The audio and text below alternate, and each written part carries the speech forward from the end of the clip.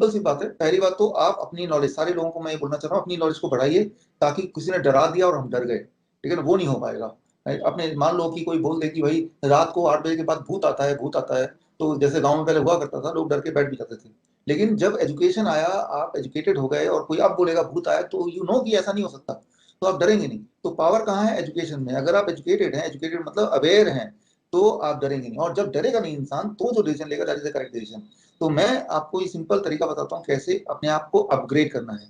आप लिखिए विश्वरूप BISWARUP.com/CureMe, CUREME, एक ही वर्ड है, क्योर मी। इसमें आप जाएंगे तो मैंने कुछ वीडियोस, 5-6 वीडियो मैंने डाले हैं, थोड़े थोड़े। उन वीडियो का अगर देखेंगे तो जितने सारे सवाल दिमाग में हैं, कोरोना से जुड़े हुए, फ्लू से जुड़े हुए, इन्फ्लुएंजा से जुड़े हुए, इकोनॉमिक से जुड़े हुए, ये सारा कुछ क्यों हो रहा है, कहाँ से शुरू हुआ, कहाँ खत्म हो रहा है, हर चीज का उसमें जवाब को मिल जाएगा। फिर आप हो जाएंगे अवेयर, और अवेयर हो जाएंगे तो डरेंगे नहीं, हर बार आप करेक्ट डिसीजन लेंगे, राइट। तो ये तो हुई एक बात। अब मैं बात करना चाहता हूँ हमारी मेडिकल फर्टर्निटी से, जो कि इस वक्त मेडिकल बोलने मतलब एलोपैथी, क्योंकि उन्हीं का सारा अभी रोल है। बाकी लोग तो घर में बिठा दिए गए, जो होम्योपैथिक है, आयुर्वेद है, कि घर में छुप के बैठ जाओ, निकलना भी नहीं, दैट्स हाउ इट इज। तो जो एलोपैथिक लोग हैं अभी वो 10 लाख हैं हमारे देश में, 10 लाख एलोपैथिक डॉक्टर्स हैं।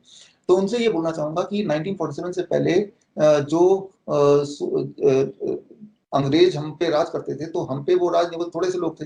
लेकिन तब भारतीयों को ही अपने फौज में भर्ती कर लिया, करीब 10 लाख भारतीय, और भारतीयों के माध्यम से ही डंडे भारतीयों को ही पड़वाते थे।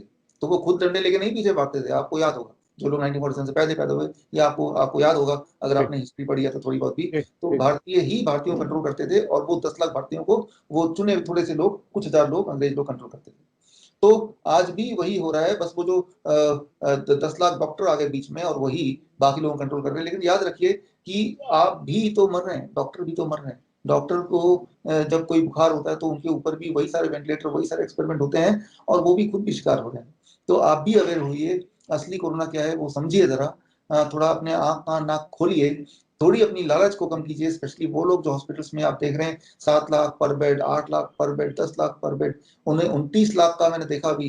तो 29 लाख में तो सोने का बेड आना चाहिए। बेड तो वैसे ही है, इंसान भी मर गया और पैसे भी चले गए, खेत भी बेचना पड़ा। ये अभी का आज का ही अखबार का रिपोर्ट है, मेदांता गुड़गांव वाले हॉस्पिटल का।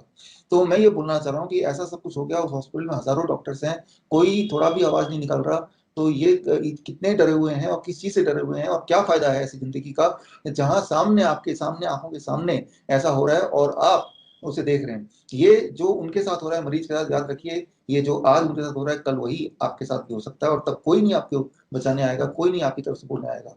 तो ये आपकी अपॉर्चुनिटी कि आप आंखें खोलें, दिमाग खोलें, अपनी जुबान पे आवाज खोलें, और सच का सामना दें, सच के सबके साथ जाएं और सच बोलें।